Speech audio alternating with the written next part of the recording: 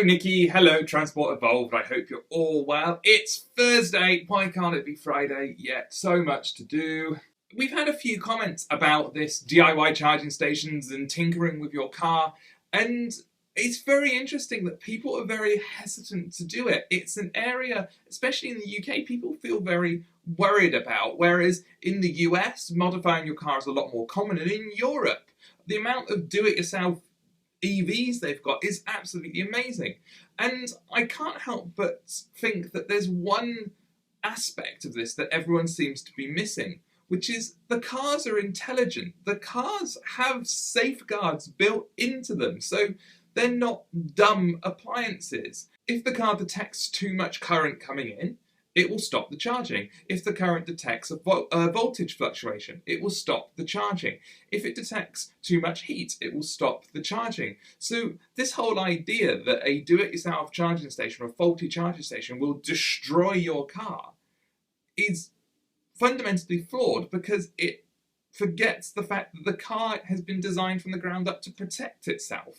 When the Leaf first came out, there were those videos of the Leaf charging while being hit with bolts of lightning from a massive Tesla coil. It didn't have any problems. I don't think a do-it-yourself charging station, if it was built incompetently with bad equipment, would damage the car.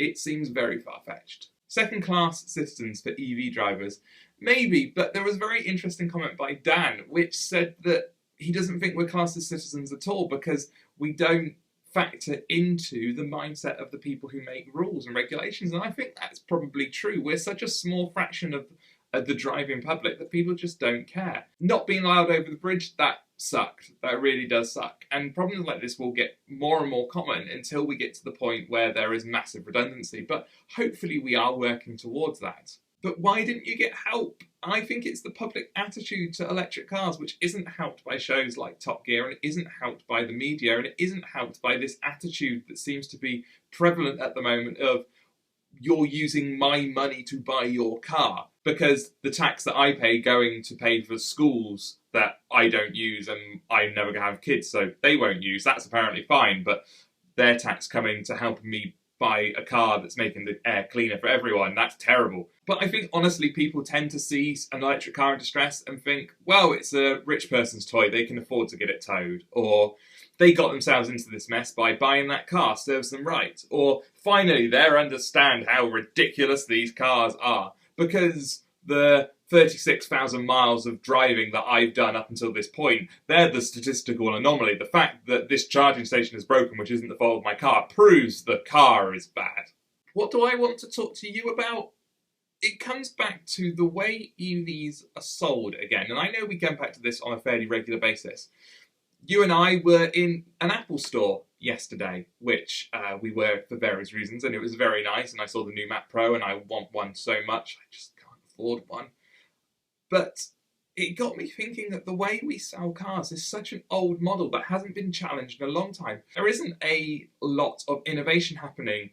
Again, we had to discount Tesla from this, but I think that Tesla actually have a valid point here. The way in which we sell cars is so old, it doesn't make sense in today's world. I want to try a car. That's a lie. I don't want to try a car. I want to try lots of cars. I want to sit in it. I want to jump around. I want to throw it around the track. I want to take it on my normal journeys.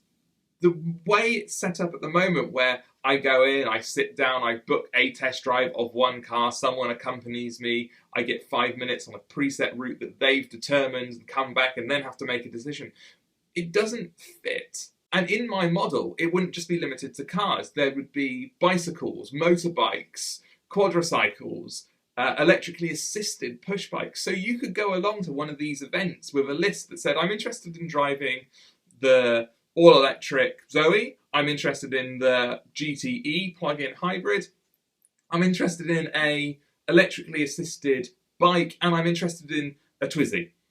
And you would test drive each one of them and you would see how they fit into your lifestyle and which one you needed. I guess I'm arguing for a move away from the manufacturer model of I'm buying a Nissan regardless of what type of Nissan it is. But I was wondering if you had any ideas for different models of selling cars, or if the Transport Evolved audience had any. I shall see you tomorrow, Nikki, for Wow, Friday and TEN and Transport Evolved. Blimey, it's going to be a long day tomorrow. Speak to you later. Bye-bye, Transport Evolved.